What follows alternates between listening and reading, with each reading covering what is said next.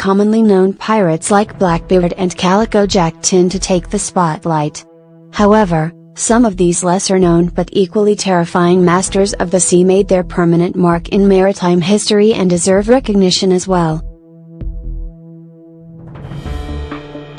10. Sadie the Goat.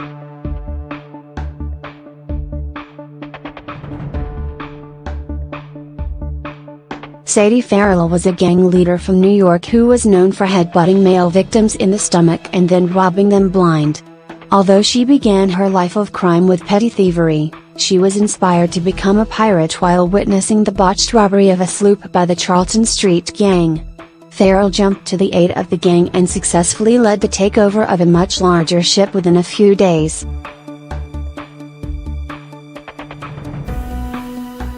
Farrell's crew was known for their vulgarity and recklessness, openly sailing up and down the Hudson and Harlem rivers to rob other ships, raid villages, and kidnap people for ransom.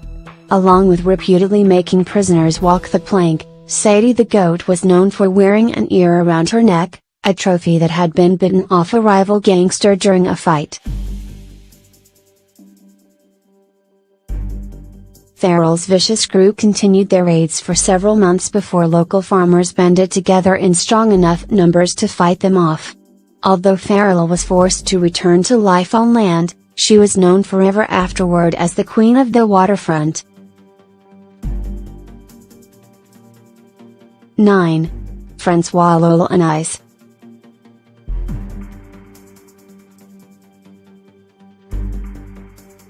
During the 1600s, Francois L'Olonnais was born in France as Jean-David Naud to poor parents who were forced to place him into indentured servitude. Once his servitude was complete, he ultimately traveled to Saint-Domingue, modern-day Haiti. L'Olonnais was at home in the rowdy colonial settlement and became a buccaneer, targeting ships with goods coming from Spain and the West Indies.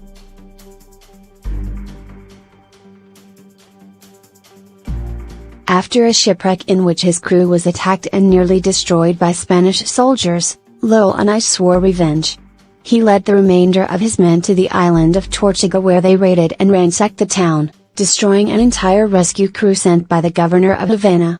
L'Olonnais spared only one sailor, a witness to tell the horrid tale.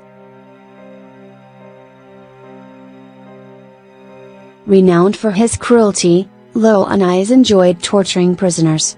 A couple of his favorite methods were slicing off portions of prisoners' flesh with his sword and welding, a process in which a rope was tightened around a person's head until his eyes popped out.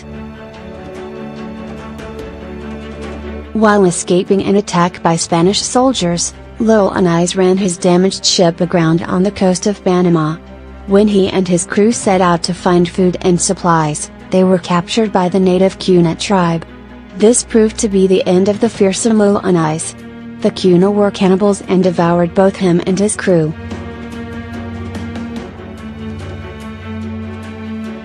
8. Nicholas Brown.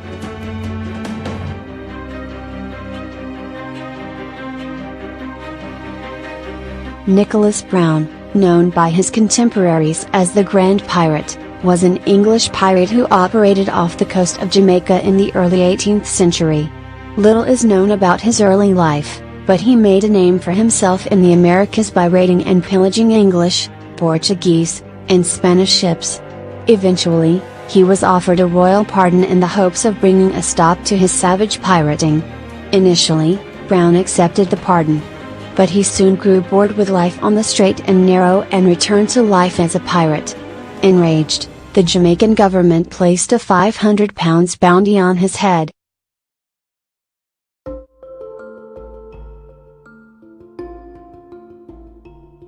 Brown had a childhood friend and naval rival named John Drudge who took this bounty quite literally. He pursued Brown and killed him. After Brown's death, Drudge beheaded his old friend, pickled the head in a keg of rum, and returned to Jamaica to claim his prize. 7. The Victual Brothers.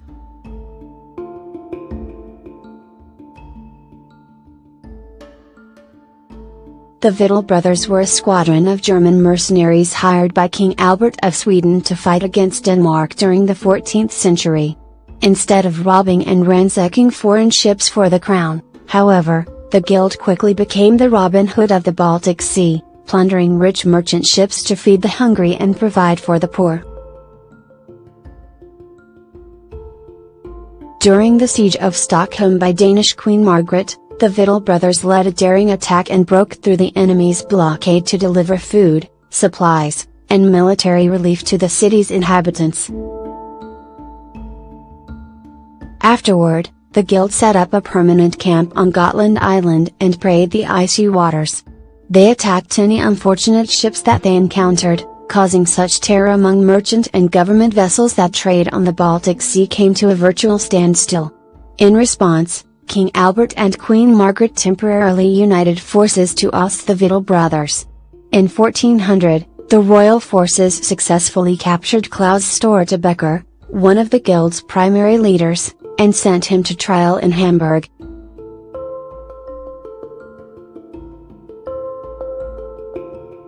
Stortebeker, along with many of his crew members, was beheaded.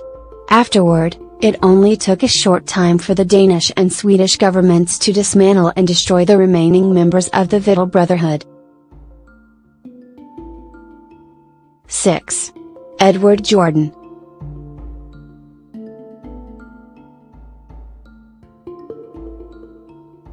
Edward Jordan's short but ruthless career as a pirate began in Ireland as a rebel fighting the British Crown. In 1798, he was captured and sentenced to hang.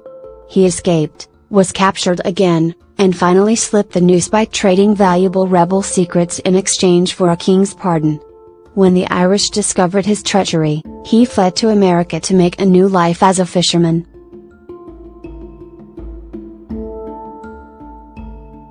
Jordan settled in Gaspé and took out a loan to buy a schooner named Three Sisters. However, he was unable to repay his significant debt. In 1809, Jordan's creditor sent Captain Stairs to seize the Three Sisters in exchange for payment. Initially, Jordan appeared to go along with the punishment.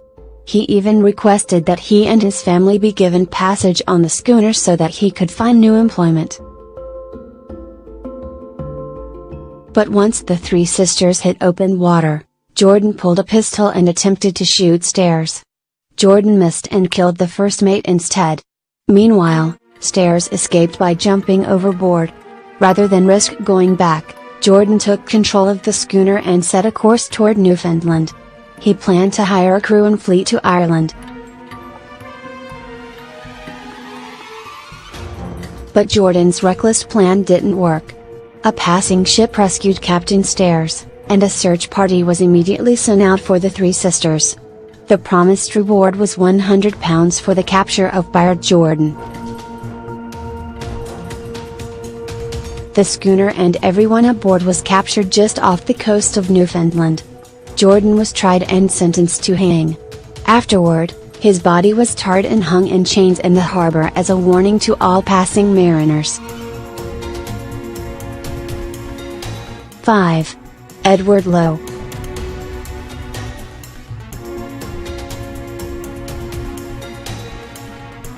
Edward Lowe was born in London to an impoverished family and began thieving as a young boy. After an early marriage, he and his wife moved to America to pursue better prospects in the New World. But his wife died in childbirth, and Lowe quickly returned to his old habits. He became a pirate after leading a mutiny on a sloop headed to Honduras where he was working as a rigger.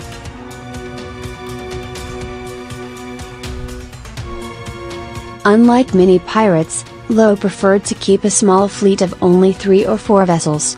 After capturing and looting a ship, he viciously tortured the sailors before burning the vessel and leaving it behind. Philip Aston, a member of Lowe's crew, later said, "Of all the piratical crews that were ever heard of, none of the English name came up to this in barbarity."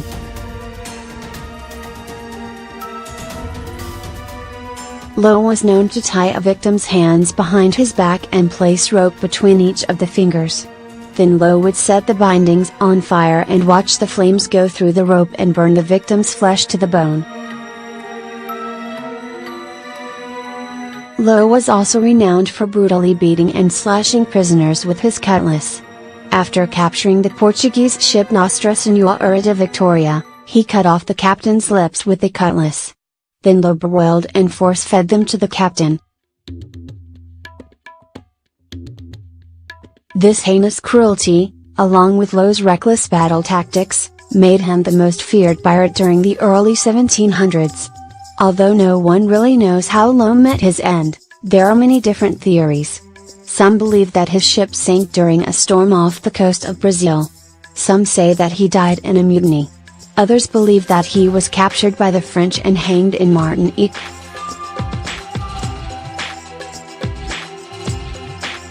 #4. Black Caesar.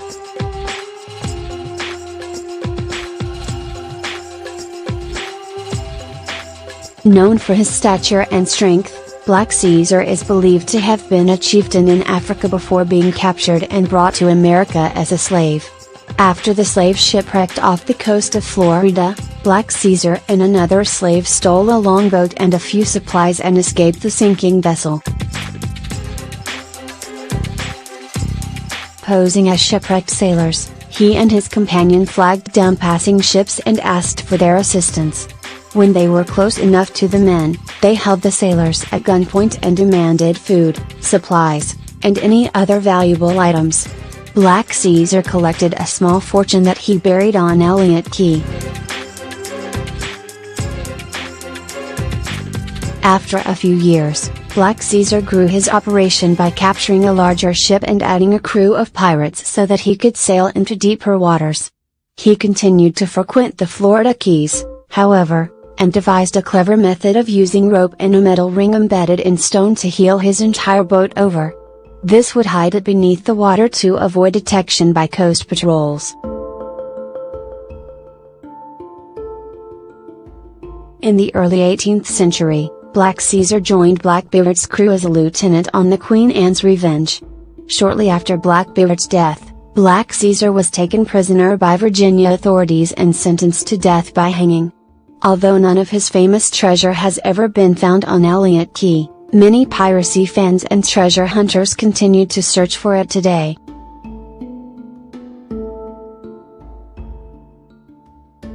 #3. Henry Every.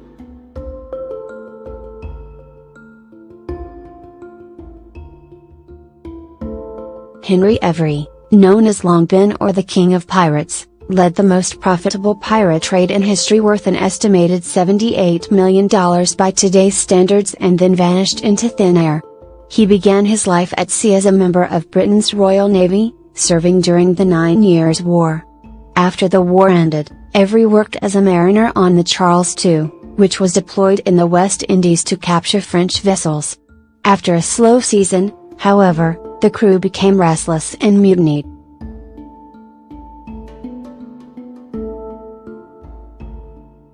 Every was made captain, and he renamed the mutinied ship the Fancy.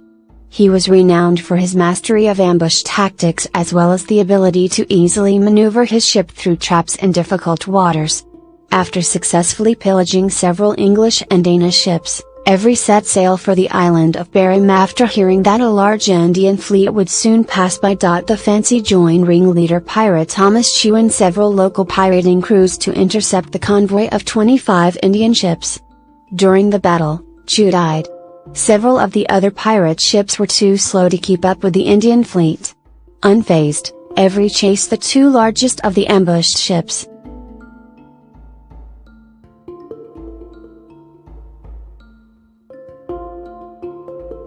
After overtaking both, Every collected his treasure and allowed his crew to rape, pillage, and torture to their heart's content. Then he headed across the Atlantic to escape the manhunt ordered by the East India Trading Company. He briefly anchored off the coast of Nassau before embarking on his final escape. After departing from the Bahamas, Every, his crew, and his astounding treasure were never seen again.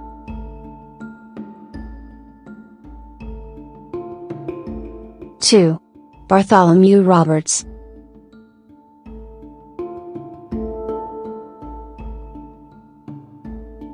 With over 400 vessels captured during his illustrious career, Bartholomew Roberts was one of the most successful pirates in history. In 1719, he was working aboard the slave ship Princess when it was captured by pirates off the coast of West Africa. Roberts was quickly brought onto the pirate crew when they discovered his keen abilities as a navigator. He rose speedily through the ranks and was chosen to lead the crew after their captain died in battle. The Royal Fortune ruthlessly pursued any ship it came upon and captured much larger and better equipped British, Portuguese, and Spanish military vessels.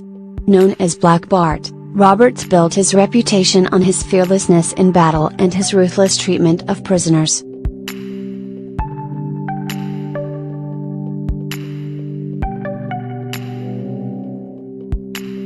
Black Bart's approach to the victims of his raids was simple and cold-blooded. For example, after capturing a slave vessel with 80 chained Africans aboard, he burned the entire ship without bothering to unshackle the prisoners. Similarly, after getting into a feud with the governor of Martinique, Roberts boarded a ship while the governor was on board, killed him, and then proceeded to hang the body from the Royal Fortune's yardarm for months. In the winter of 1722, Black Bart was finally overtaken by the English ship HMS Swallow. In his characteristically brazen fashion, Roberts took on the larger ship. But this time, he was brutally killed when grape shot hit him in the throat. Dismayed and shocked at the death of their captain, his crew tossed Roberts's body overboard in accordance with his wishes. Though the members of the HMS Swallow searched desperately for proof of their kill, Roberts's body was never recovered.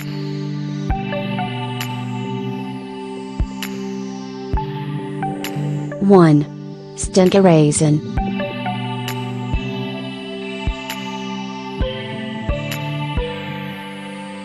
Steenkerisen, a Cossack rebel fighter and pirate in the mid-1600s, continues to be a beloved folk hero in Russia to this day. Traditionally, the Cossacks were given some autonomy by the Russian government. However, in the early 1600s, that began to change. The Russian government exerted more control over the Cossacks, often doling out harsh punishments and collecting taxes. Steenkerisen had been a long-time community leader, but after his brother was executed by Russian troops, Stenka swore revenge.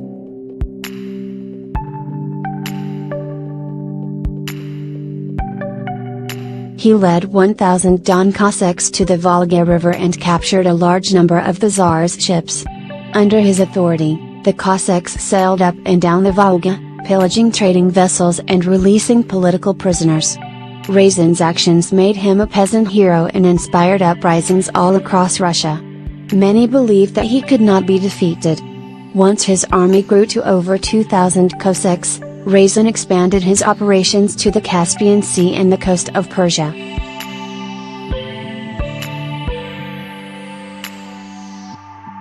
In 1671, Reisen planned a daring capture of the city of Simbirsk but was betrayed by his own soldiers. The defeated pirate was taken to Moscow, brutally tortured for 4 days, and executed.